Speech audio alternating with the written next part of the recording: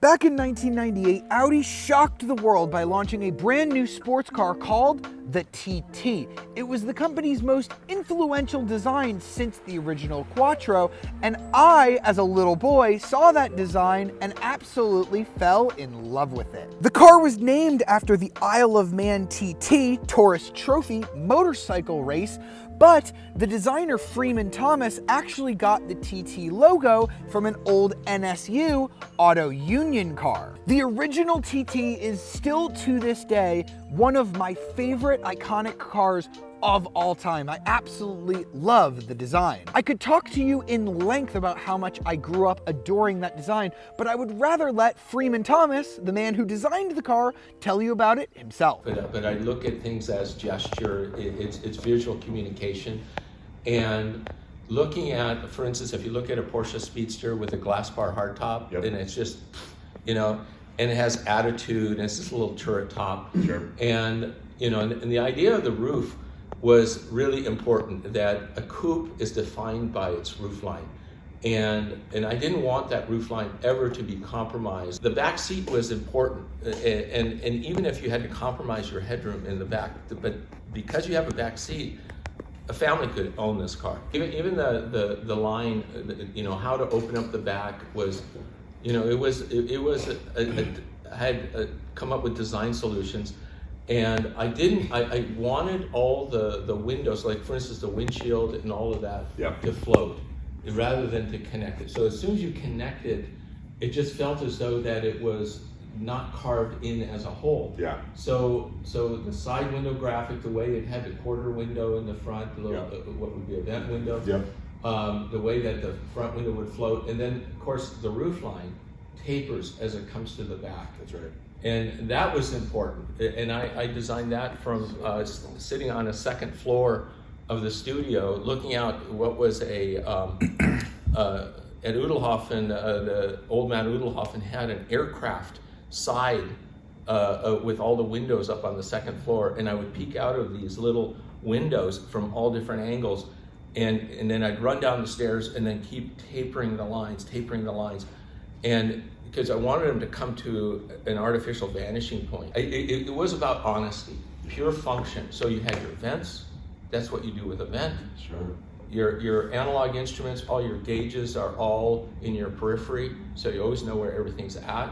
Your switches are right there, so everything's within your scope.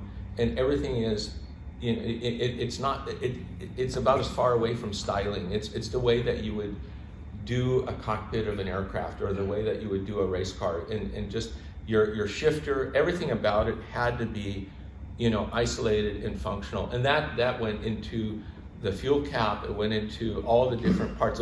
Those are called design friends, you know, that they all know each other. Audi sold the TT for 3 generations, and this 2023 model that you're looking at is the last year that you'll be able to buy one of these in the United States. Sadly, after that, the TT is going away with an uncertain future. And it really isn't hard to see why. Sales for this car peaked back in 2008 with around 4,400 units, but last year in 2022, Audi only sold 461 of them. In this video, we're going to drive a 2023 Audi TT Coupe and a TT Roadster, and we are going to say farewell to what I think is one of the most iconic cars of the 2000s. Let's start by looking at the design of this 3rd generation car. This particular one, as I mentioned, is a TT Coupe, finished in Chronos Gray with a new bronze wheel package that I think accents this car perfectly. You can tell that the overall roundy shape of the TT has stuck for the last 20 years. It's crazy how Audi has managed to keep the same overall design. I almost think of this as Audi's 911, that they managed to keep the styling so similar while also making each generation unique in its own right.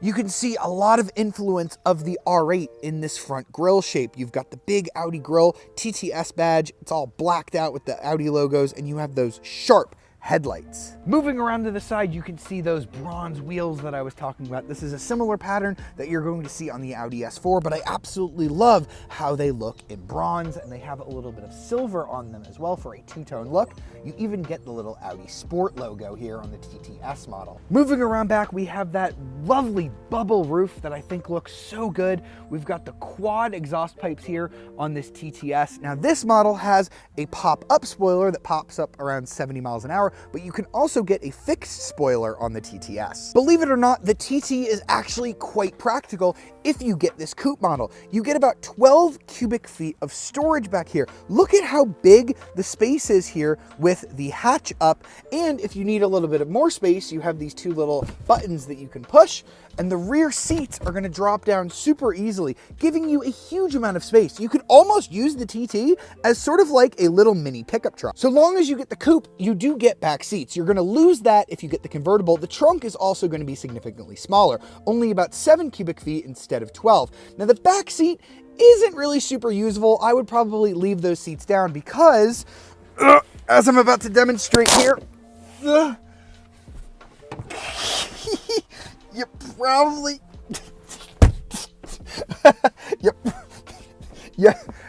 you probably wouldn't really be able to fit an adult back here very comfortably. Maybe children could ride back here, but that's it. Here on the inside of the TTS, we have this lovely diamond quilted pattern. This is very similar to what you're gonna see in Lamborghinis and other Audi S models like the S4. You even have this kind of bronze stitching that sort of looks like the original baseball stitching that you would get on the original TT. I think it looks great, especially with these bronze accents here on the side of the seats. And the interior of the third generation TT is one of the most minimal you're going to see on a modern sports car. Pretty much everything is going to be controlled through this virtual gauge cluster. Pretty much all of the main functions of the car are going to be handled on the virtual cockpit. This lives in front of the steering wheel. You can control it using these dials and buttons down here, or you can control it right from the steering wheel without even taking your hands off. That's how driver-focused Audi wanted the TT to be. As you can see, you can load up the screen with information, or you can push the view button and you can change it so that the gauges take more priority out of the screen. You can also have this be a map in the corner here, or if you click the little view button, you can have it be a full map if you need more prominent directions. And I love how simple the climate control is. You can control the fan speed and the temperature right here in the gauges.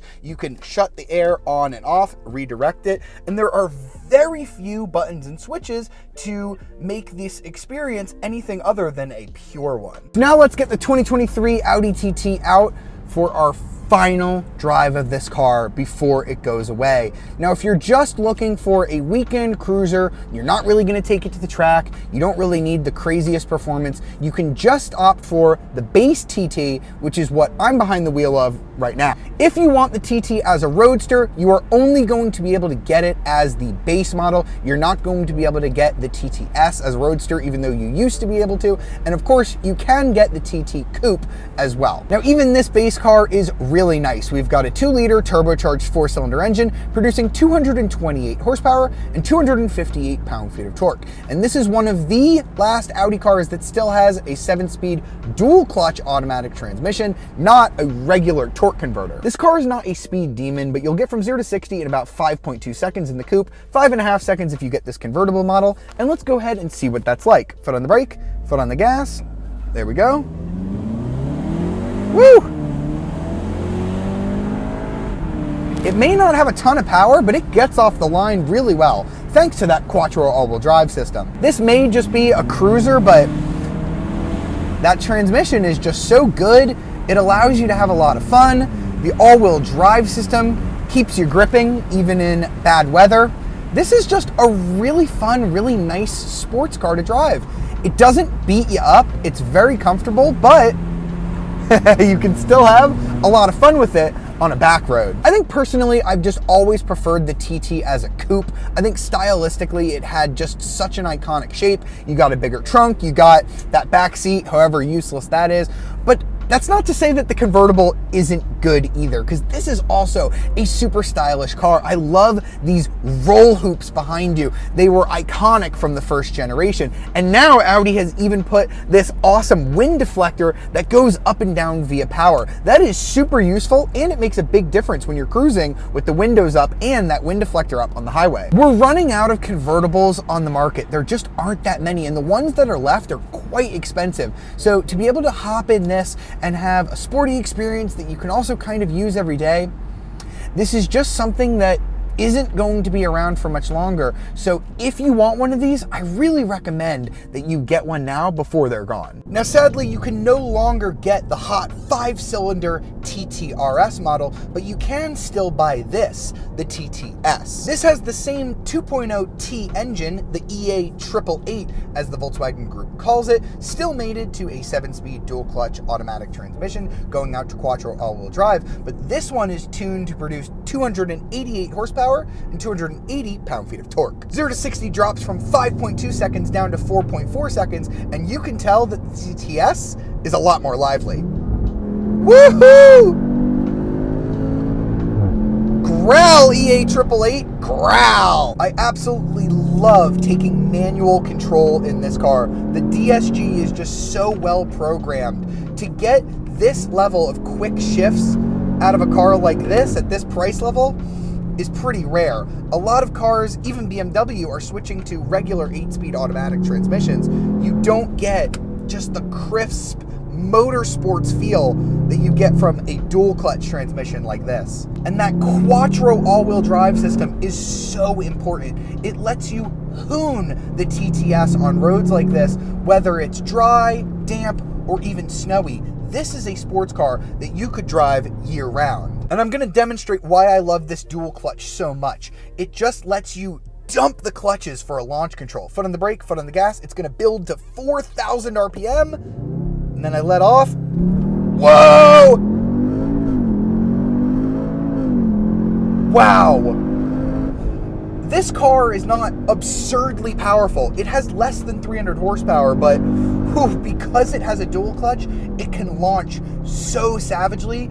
And because of the quattro all-wheel drive system, it's smooth and perfect every time. I will say, if you are looking for the sharpest sports car in the world, this probably isn't it. The steering has that typical Audi lightness, although I will say, I do think this is sharper than the last S4 I drove, and even sharper than the S3. And I think a lot of that is to do with how small the TT still is. This car weighs under 3,200 pounds if you get the base version, just a little over 3,200 pounds if you get this TTS, or if you get the TT Roadster, and it feels small on the road. I genuinely love how Audi is able to put all of that comfort, all of that livability from its bigger cars into these smaller cars, but make them so entertaining to drive.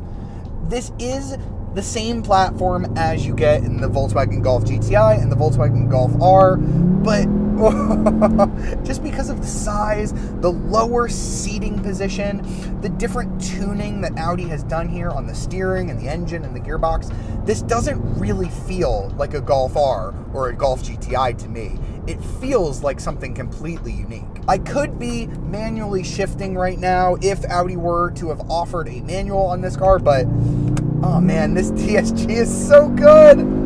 I kind of don't miss rowing my own gears here. And then even on this TTS model, if I go ahead and put it back into its comfort mode, take it out of manual mode, it becomes a cruiser again.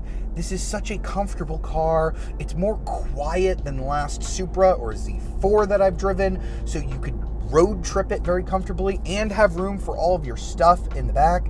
It's got a great Bang & Olufsen audio system. This is a car that you really could use every day and take long trips in, no problem. It even gets over 30 miles per gallon if you get the base model. This TTS is just under that, but I still think that's pretty good fuel economy for this level of performance. I'm really gonna miss this car when it's gone. It was a design icon when it first debuted. They managed to keep it completely unique all through the 3 generations. It was just that perfect combination of practicality, sportiness, and livability that you could really use every day. I love the direction that Audi is going with their electric cars. the e-tron GT, especially the RS version, is probably the best Audi that I have ever driven. So if they can take that formula and make a TT out of it, I think Audi could have something really special in the future. As I've mentioned a bunch of times in this video, 2023 is the last year you will be able to buy a TT in the United States. So if you want one, you better act fast. Now, Audi has significantly cut down the options on this car. Makes sense, as they're not really selling a lot of these anymore. So you really only have a choice between one of three models. You can get the base TT as either a coupe or a roadster. The coupe is going to cost you $52,200 and the roadster is going to cost you $56,300. If you want the TTS that we drove in the video, that's going to start at $61,900. And then there are a few options that you can get, like the bronze package. Now, that is a pretty good price, I should say. It's around the same price as the BMW Z4, which only offers two-wheel drive, not rear-wheel drive. It is a convertible though, and the Toyota Supra, which is a little bit cheaper, but you do not get a luxury badge, only a Toyota badge. Once the TT goes away, there's really not going to be anything else like it on the market. Most of the stuff at this price range is rear-wheel drive, meaning if you live somewhere where it snows a lot, you are out of luck.